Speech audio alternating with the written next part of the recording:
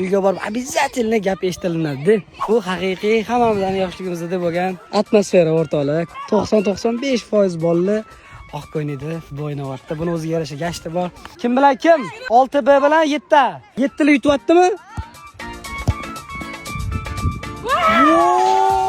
Bitta sinfda shunaqa bo'yi baland, futbol zo'r o'ynaydigan, hammani yaxshi aldiydigan bola bo'ladi, to'g'rimi?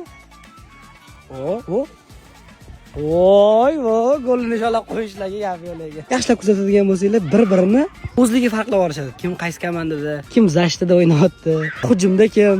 Umuman qiziq emas. Eng zo'r momentni ayting, mana qaranglar. Mana shu bola mana men qizlarning oldida o'zini maksimalni ko'rsatadi. Hop, mana hozir gol bo'ladi hozir mana. Hop, nega forma olib kelmading? Bugun sport yo'q edi. Oyindan gap eshitsang nima bo'ladi?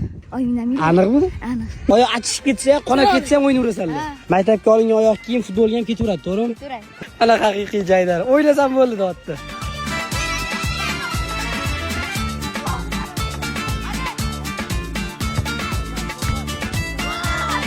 Bitta обязательно kishi bo'ladi. Mana mo'ylovlar o'sib ketgan. Shunasini toshimisan? Mana shunaqa o'yinchi ham bo'ladi. Jussasi kichkina bo'lib turib, yaxshi hammani aldab tashlaydigan. Va sinfda bitta eng kichkina menga o'xshagan bitta bola bo'ladi. Bu nima yugurganini ham bilmaydi, to'g'rimi? Varat endi alohida to'xtalamiz. Varat tarisimiz polvon bo'lishi shart.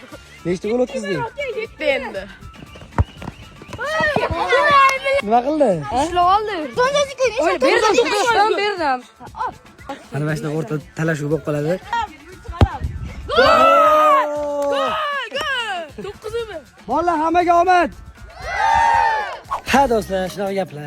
Eng yaxshisi hozir bu yerda urishib, talashib, bir-birini go'shtni yesa ham shunda mana shu eshikdan chiqadi-da, popkasini, changini qoqib, yana o'rta bo'lib ketaverishadi. Baribir bolalik boshqa narsa-da. Osmondagi sepullash